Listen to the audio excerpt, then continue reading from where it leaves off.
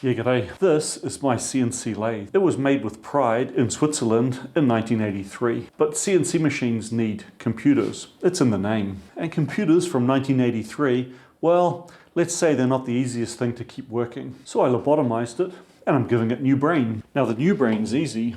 It's just a little desktop PC hidden in the back of this control unit. I did all the mechanical setup of this. Now I need to pull it back apart and start all the wiring.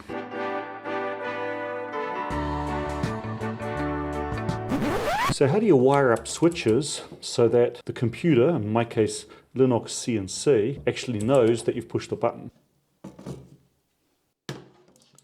These are just simple mechanical switches, so each switch has got 2 poles. Conceptually, the simplest way to do it would be to take power, run it to one end of the pin, and run the other end to an input on my controller. The problem with that is, including these ones, and these ones, I got 46 switches, but I don't have 46 free inputs to my controller.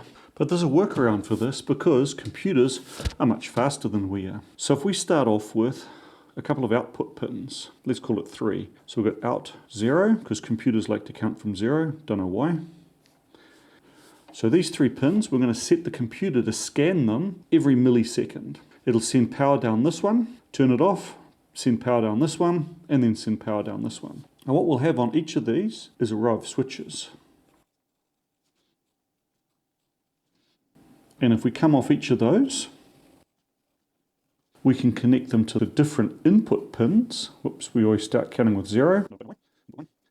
We pulse this line, and the computer's watching each of those. When this one pulses, if one of these triggers, then it knows, aha, that switch has been pushed.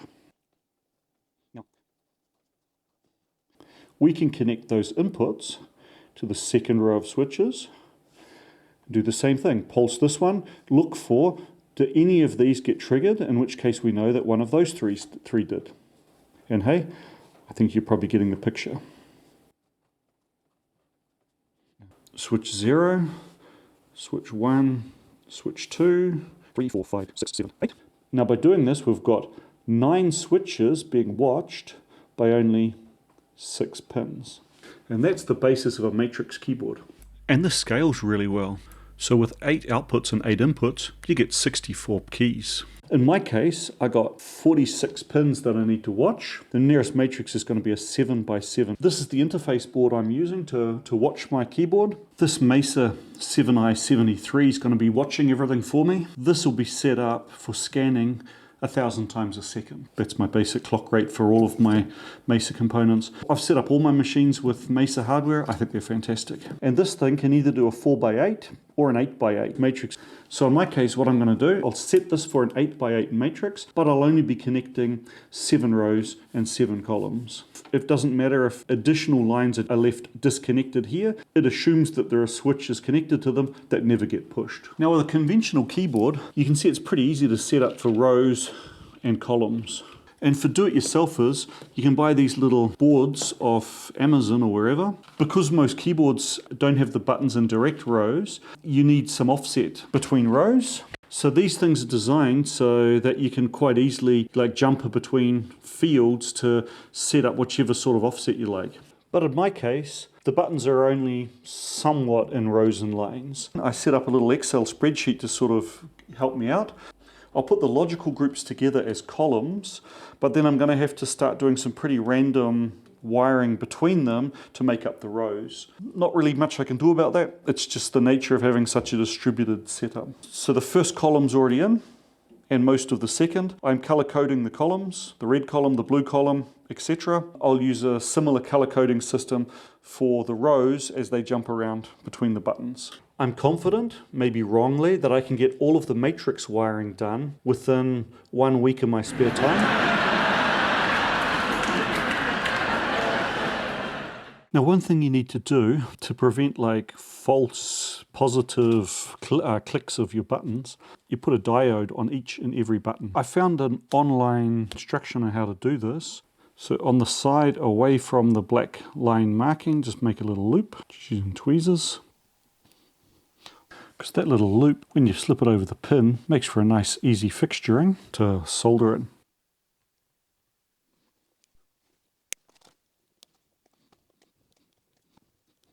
So next I need to connect all of those diodes together. This is a bit of solid core wire. Put a loop in one end. Once I've got the distance between the diodes, I just give it a quick slice around the edge there.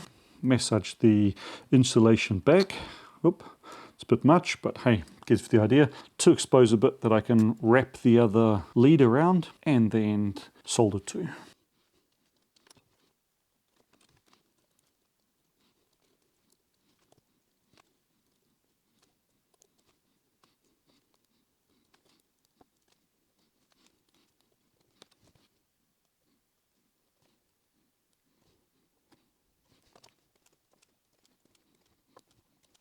Now there's probably going to be somebody who points out that for all the time and effort I spend doing this point-to-point wiring, I probably could have learnt to use some form of circuit board layout software and made up little PCBs that would have been manufactured in China for like $2 a piece and simplified this whole thing. Now I'm also going to need a diode on each one of the switches on these little backup boards.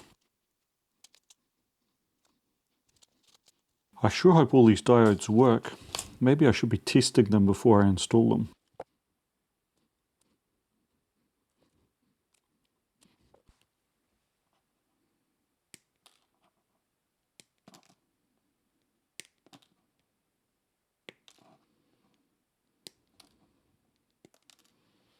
Now the way these boards are set up, you've got a pin number 1 and a pin number 2 coming out of your switch. There's edge connectors all round. Some of them are pins 1 and 2, some of them are plus and minus for the little LED if you're using it. But in this case, what I'm going to do is run all of the 2s crossways to make my matrix, and all the 1s lengthways. You have to jumper these all manually. There's no electrical connection, there are 9 separate little boards. Got to make a little jumper between each of those. I'm just using the legs that I clipped off the diodes and make a little U. In that goes. Solder that in, rinse and repeat about a zillion times.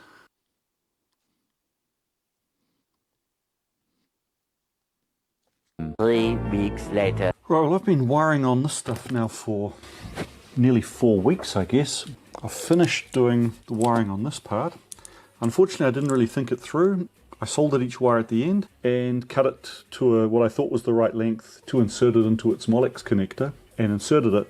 What I should have done was each wire leaving a loose end, manifolded them all together and then snipped them off to length. Because all the lengths were slightly different, I've got a bit of a mess down in this area. So that's done.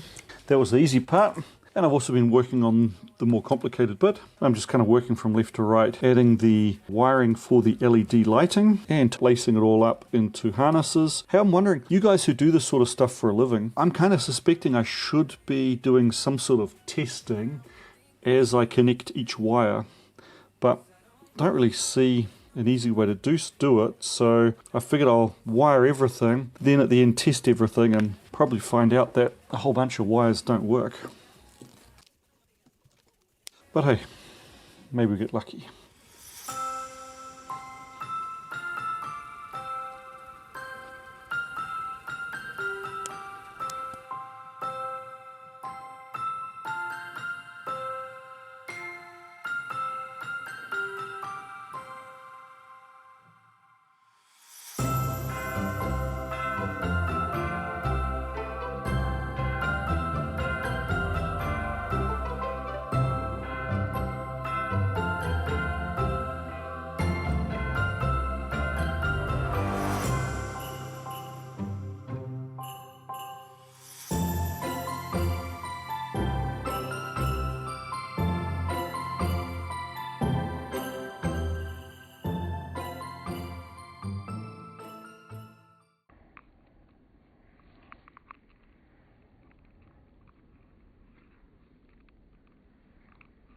Well, it's the day before Christmas and it started snowing. So I wonder if we're going to get a white Christmas this year. Oh, it's the post. Thanks very much. Alrighty. Mail time. Roel from Werkplaatshandel in Holland saw that I didn't have a 3-jaw chuck and contacted me to ask me if I need one. It's like, cool. Does appear. This kind of looks like it's more than a 3-jaw chuck, huh? Oh wow, cool. A faceplate also for D3 cam lock.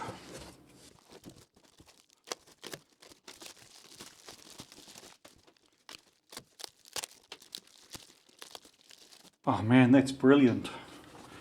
Thanks a lot, Roel. But wait, there's more. The chuck key.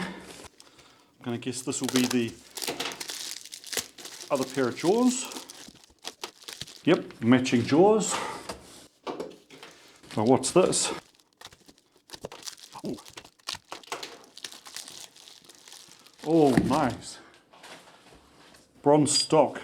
Brilliant, I was all out of that.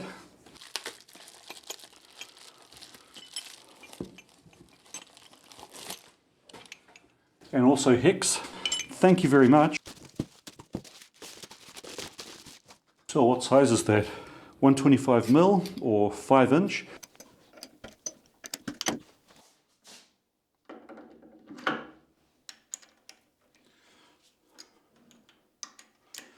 That's just the perfect size for the Schaublin. Okay, so the chuck is an Mesa. Can't say I know the brand, but it looks a really nice chuck. Let's have a look. So it's been around in Germany since 1989, okay. Feels nice and smooth. And looking at the jaws, they look like they've had very little wear on the actual clamping faces. The jaws have been blackened and there's not much wear on there. And the outside jaws look like they've never even been fitted. This is going to make setting up just the typical quick one-off jobs way faster. So thank you very much, Roel. And guys, if you need parts for your machines, go check out werkplaatshandel.nl.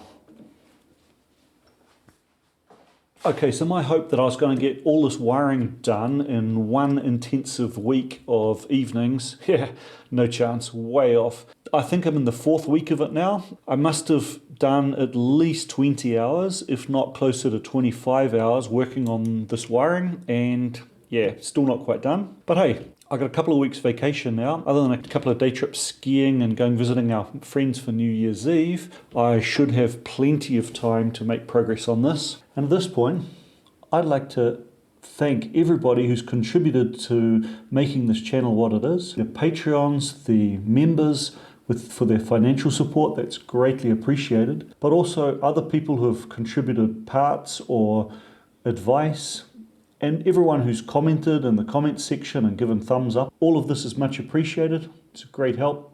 Thanks very much. So I wish everybody a very Merry Christmas and a Happy New Year's.